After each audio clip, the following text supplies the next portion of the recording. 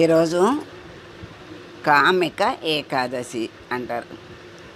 ఏకాదశి విశిష్టతని మనం తెలుసుకుందాం. ఈ ఏకాదశి సందర్భంగా ప్రతి వాళ్ళు కూడా భగవద్గీత శ్లోకాలని మరి ఇంకా విష్ణు సహస్రనామాన్ని కూడా పారాయణ చెయ్యాలి. భగవద్గీత పారాయణ ఫలం ఏమిటి అంటే, గీత అనే పదం హద్దుని కానీ హద్దు లేకపోతే రీతిని సూచిస్తుంది. గీత హద్దును సూచిస్తే మహాభారతంలోని గీత రీతిని సూచించింది. శివగీత, బ్రహ్మగీత, గణేశ గీత, హనుమద్గీత, దేవీ గీత, వశిష్ఠ గీత, పరాశర గీత, ఇలా ఎన్నో గీత గ్రంథాలు ఉన్నప్పటికీ కూడా మహాభారతంలోని భగవద్గీత విశేష ప్రాచుర్యాన్ని పొందింది. అది ఎందుకు అంత ప్రాచుర్యం పొందింది అంటే, ద్వాపర యుగంలో శ్రీకృష్ణుడు గీతని అర్జునుడికి బోధించి కర్తవ్యాన్ని సూచించాడు. కర్తవ్యోన్ముఖుణ్ణి చేశాడు. భగవంతుని నోటి నుండి ప్రత్యక్షంగా కృష్ణ పరమాత్మ భగవంతుడే దిగి వచ్చి ఆయన వాక్కుగా చెప్పాడు గనక దానికి భగవద్గీత అనే పేరు వచ్చింది. శ్రీకృష్ణుడు గీతని అర్జునుడికి బోధించాడు, కర్తవ్యాన్ని సూచించాడు. అంటే మనం అనుకుంటాము అర్జునుడు ఏమీ తెలియనివాడు, ఆయన్ని మరి యుద్ధం చేయనని వెళ్ళిపోతుంటే కూర్చోబెట్టి అర్జునుడికి చెప్పాడు అని మనం అనుకుంటాం. కర్తవ్యాన్ని వదిలేసి పారిపోయేటువంటి అర్జునుడికి చెప్పాడు. ఆ కర్తవ్యాన్ని ఎలా నిర్వర్తించాలి, ఎందుకు నిర్వర్తించాలి అనే విషయాన్ని చక్కగా బోధించాడు. మరి మనమందరము అర్జునుని వెనక ఉన్నవాళ్ళమే. మనందరి తరపున అర్జునుడిని అక్కడ పెట్టి కృష్ణ పరమాత్మ బోధించాడు. అంటే అర్జునుడు కూడా మరి మరి నేనేనని చెప్పాడు కదా, అర్జునుడిని నేనే అని చెప్పాడు నరుల్లో. అంటే ఆయన చెప్పుకోవటం అంటే అది అక్కడ అర్జునుడిని అక్కడ పెట్టుకుని మనందరి బదులు ఆ అర్జునుడిని అక్కడ పెట్టుకుని ఆయన బోధించాడు. అంటే అదంతా కూడా గీత బోధంతా కూడా మన కోసమే ఆయన బోధించాడు. అందుకని మనకన్నీ తెలుసు, అర్జునుడికి ఏం తెలియదు గనక అర్జునుడికి కృష్ణ పరమాత్మ చెప్పాల్సి వచ్చింది, చెప్పాడు అని అనుకోవటం అజ్ఞానం. మనం అర్జునుడి తరపున మనమందరము ఉన్నాము. మనందరికీ కృష్ణ పరమాత్మ బోధించాడు అనే విషయమైనా తెలుసుకోవటం ఒక జ్ఞానం. మనందరికీ బోధించాడు అనే విషయాన్ని తెలుసుకోవాలి ప్రతి వాళ్ళు. ఆ పరమాత్మ చెప్పినటువంటి మరి ఆ చక్కని వాక్యాలని మంచి బోధని ఎలా నడుచుకోవాలి, ఎవరు చెప్పినా ఎవరికే సమస్య వచ్చినా భగవద్గీతను తీసుకుంటే మన సమస్యని అది తీరుస్తుంది, మనకి తెలియజేస్తుంది అని చెప్తారు. సమస్యలు లేని వాళ్ళు లేరు కదా, అందరికీ ఎప్పుడూ సమస్యలు ఉంటాయి. అది ఒకప్పుడే ఉంటుందని లేదు, ఒక్కళ్ళకే ఉంటుందని లేదు, అందరికీ కూడా సమస్యలు ఉంటాయి. ఆ సమస్యల్ని ఆ భగవద్గీత చదివి, అంటే శ్లోకాలు చదివటం ఒక్కటే ముందు ప్రారంభించి శ్లోకాల్ని నేర్చుకున్నాక ఆ అర్థాన్ని తెలుసుకుంటే ఆ అర్థం మనకి కర్తవ్యాన్ని తెలియజేస్తుంది. శ్లోకాలు చదవటం అనేది ఎందుకు ఆ సంస్కృత శ్లోకాలు చదవాలి అంటే, ఒక్కొక్క అక్షరము మనలో ఉన్నటువంటి నాడులన్నిటినీ కూడా ఉత్తేజపరుస్తాయి. మామూలుగా ఊరికే చదవటం కాదు, మనకు అర్థం కానిది చదవటం ఎందుకు అనుకుంటారు. కానీ అది చదివితే ఆ అక్షరాలు ఒక్కొక్కటి మన లోపల ఉన్నటువంటి నరాలన్నిటికీ కూడా చైతన్యం వస్తుంది. ఒక్కొక్క అక్షరం ఒక్కొక్క చోట చక్కగా చైతన్యాన్ని కలిగిస్తుంది. అందుకని చదవాలి. ఆ తర్వాత దాని అర్థాన్ని తెలుసుకోవాలి. ఆ తర్వాత దాన్ని ఆచరించాలి. ఆ తర్వాత ఆచరించిన దాన్ని అనుభవించాలి. అప్పుడే అది పరిపూర్ణమవుతుందన్నమాట. అలా భగవంతుడి ప్రతిరూపమే గీత. అంటే గీత వేరు, కృష్ణ పరమాత్మ వేరు కాదు. మరి మన మాట వేరు, మనం వేరు అంటే ఒప్పుకుంటామా? అలాగే ఆయన మాట తర్వాత అలాగే ఆయన మాట వేరు, మనిషి పరమాత్మ వేరు కాదు, అంతా ఒకటే. అందుకే కృష్ణ పరమాత్మ స్వరూపమే గీత.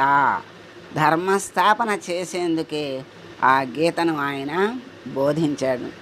గీత కర్మయోగంలో ఆరంభమై భక్తి శరణాగతిలో అంతమవుతుంది. భగవద్గీత ప్రతి ఒక్కరూ చదవాలి. ఎందుకు అంటే మానవుని నిత్య జీవితంలోని ఎన్నో సమస్యలకు సమాధానాలు భగవద్గీతలో లభిస్తాయి. పరిష్కార మార్గాలు దొరుకుతాయి. గీత ఏ మతాన్ని, ఏ సంప్రదాయాల్ని కూడా కాదందు. కానీ అన్ని మతాల వారు, సంప్రదాయాల వారు కూడా భగవద్గీతని ఆదరిస్తున్నారు. విశ్వ మానవ కళ్యాణం కోసం సమస్త ప్రాణికోటికి శ్రీకృష్ణుడు ఉపదేశించిన తత్వజ్ఞానామృతమే భగవద్గీత. 700 శ్లోకాలతో 18 అధ్యాయాలతో పొందుపరచబడి ఉంది. భగవద్గీత పారాయణం వల్ల అనేక ఫలితాలు కలుగుతాయని భగవానుడే స్వయంగా గీతాపఠన మహత్యాన్ని భూదేవికి వివరించాడు. మరి గీతాపఠనం వల్ల పాపాలు నశించి ఉత్తమోత్తమైన ఫలితాన్ని, ఉత్తమ గతిని పొందుతారు. మరి మానవ జన్మ కర్తవ్యం గురించి వేదాలు, శాస్త్రాలు, పురాణాలు, ఉపనిషత్తులు ఎంతగానో ఘోషించాయి. కానీ అవన్నీ మనకి అర్థం కాదు, మనకి తెలియదు. అందుకని వీటిలో కామ, క్రోధ, లోభ, మోహ, మద, మాత్సర్యాలు అనేటువంటి అరిషడ్వర్గాలకి స్వల్పమైన ఈ జీవితం ఎంత మరి 100 ఏళ్ళు ఉంది కదా అనుకుంటాం. మనం 100 ఏళ్ళు బ్రతుకుతామని గ్యారంటీ లేదు. 100 నిమిషాలు కూడా గ్యారంటీ లేదు.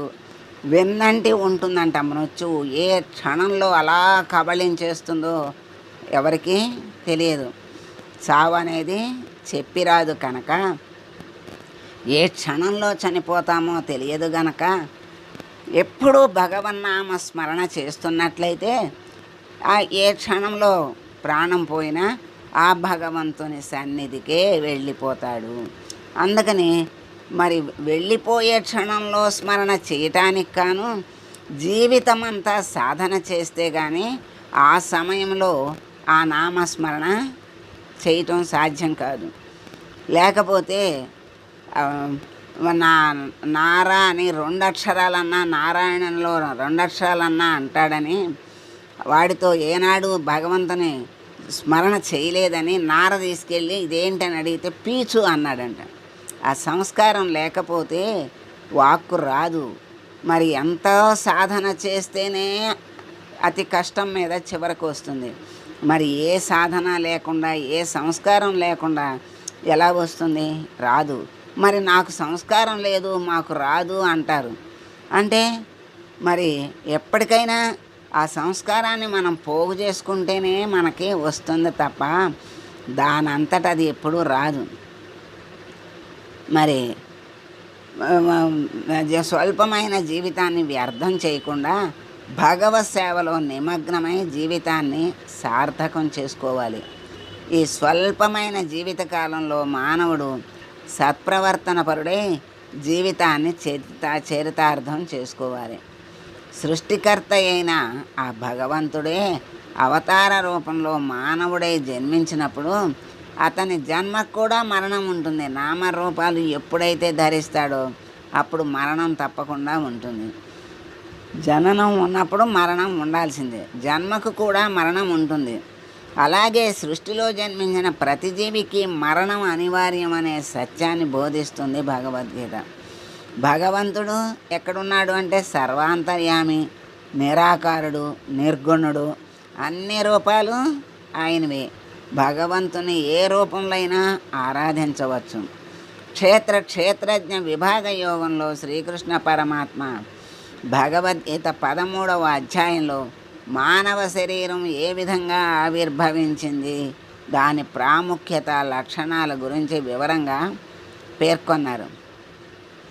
సత్వరజస్తమో గుణాల ప్రాబల్యం వల్ల మానవుని నడవడిలోని మార్పులు, వాని ప్రవృత్తులు, శరీర స్పందన గురించి విశదంగా వ్యాఖ్యానించారు. మానవుని జీవిత నడవడికి భగవద్గీత భగవంతుడు ప్రసాదించిన ఒక అద్భుతమైన సందేశం. మూఢుని మోహాన్ని పోగొట్టి కర్తవ్యపరాయణుని చేస్తుంది భగవద్గీత. గీతలో కర్మ, జ్ఞాన, భక్తి అనే 3 విషయాలు కనపడుతుంటాయి. కర్మ సాత్విక, రాజసిక, తామసిక అని 3 విధాలని గీత చెప్పింది. కర్మ ఎప్పటికీ వదలకూడదు, కర్మ చెయ్యాలి. ప్రతి ఒక్కళ్ళు కర్మ చెయ్యాల్సిందే, అది కర్తవ్య బుద్ధితో చేస్తూ ఉండాలి. కర్మణ వాధికారస్తే మా ఫలేషు కదాచన. కర్మ చెయ్యటం నీ విధి, కానీ దాని ఫలితాన్ని ఇచ్చేది మరొక శక్తి ఉంటుంది. జ్ఞానం లేని కర్మ వ్యర్థమే. భక్తి లేకపోతే జ్ఞానం అలవాటవదు. సర్వధర్మాన్ పరిత్యజ్య మామేకం శరణం వ్రజ అన్నాడు. అన్ని ధర్మాలు వదిలి తనను మాత్రమే శరణు పొందమని భగవానుడు చెప్పాడు. నిమిత్త నైమిత్తిక సమస్త ధర్మాల కంటే, కర్మల కంటే భగవశ్చరణాగతి ఎన్నో రెట్లు అధిక ఫలాన్ని కలిగిస్తుంది. భగవానుని గీత ధర్మం ఇది. గీత భగవద్వాణి అవటం వల్ల వేద రుక్కులతో సమానం. ఇది ఉపనిషత్సారము, అద్వితీయం. భగవద్గీత శ్రీకృష్ణ భగవానుని ముఖారవిందం నుండి స్రవించిన దివ్య అమృతం. భగవద్గీత ధర్మాల యొక్క సముదాయమని స్వామి వివేకానందుడు అన్నాడు. వినోబాబావే, నా శరీర వృద్ధికి తల్లిపాలు ఎంతగా ఉపయోగపడినాయో నా బుద్ధి వికాసానికి భగవద్గీత అంతగా ఉపయోగపడింది అన్నారు. తిలక్ మహాశయుడు ఏమన్నాడు? ప్రపంచ సాహిత్యం అంతటిలోనూ గీతకు దీటురాగల గ్రంథం మరొకటి లేదు అన్నాడు. అది మనుషులను పరమానంద పదవికి కొనిపోతుంది. అపూర్వ సాధనం అది. ఇలా ఎందరో మహానుభావులు గీత గురించి వ్యాఖ్యానించారు. భగవద్గీత కించిదధీత గంగాజల లవకణిక పేత సకృదపి ఏన మురారి సమర్చ క్రియతే తస్వయమ్యోప్యన చర్చ అని ఆదిశంకర భగవత్పాదులు భగవద్గీత ప్రాశస్త్యాన్ని వివరించారు. గీతను భగవానుడు మార్గశిర శుక్ల ఏకాదశి రోజున అర్జునునికి ఉపదేశించాడు కనుక ఆ రోజే గీతా జయంతిని జరుపుకుంటున్నారు. గీతామృతాన్ని మనం గ్రోలి ధన్యులమవుదాం. రసస్రవంతి కావ్యసుధ పరిత్రాణాయ సాధూనాం వినాశాయ చ దుష్కృతాం ధర్మ సంస్థాపనార్థాయ సంభవామి యుగే యుగే. సమస్త గ్రంథాల సారం వేదం, వేదాల సారం ఉపనిషత్తు, ఉపనిషత్తుల సారాంశం గీత, గీత సారాంశం భగవంతుని శరణాగతి. గీతలో మొత్తం చెప్పేది ఏంటి అంటే శరణాగతి. ఎలా శరణాగతి పొందాలి అంటే కర్మ చెయ్యాలి, ఫలాన్ని భగవంతుడికి అర్పించేసి నువ్వే దిక్కయ్యా అనాలి. అనన్యభావంతో శరణ పొందిన వాళ్ళకి సమస్త పాపాల నుండి రక్షింపబడి భగవంతుడు ముక్తిని ప్రసాదిస్తాడు. హృషికేశుడైన శ్రీకృష్ణ పరమాత్ముడు యుద్ధరంగంలో చేసిన బోధామృతమే భగవద్గీత. గీ అంటే త్యాగం, తా అంటే తత్వజ్ఞానం. ఇలా మరి తత్వజ్ఞానాన్ని, త్యాగాన్ని బోధిస్తుంది. లోకంలో కర్మ మార్గం, భక్తి మార్గం, జ్ఞాన మార్గాలని అవలంబించే ఆధ్యాత్మికవేత్తలు ఈ క్షేత్రంలో ఉన్నారు. మోక్షం పొందటానికి కర్మ, జ్ఞాన, భక్తి, యోగ మార్గాల్ని 4 ద్వారాల గుండా ఏ ద్వారం నుంచైనా వెళ్ళి ముక్తి సౌధంలోకి చేరుకోవచ్చు.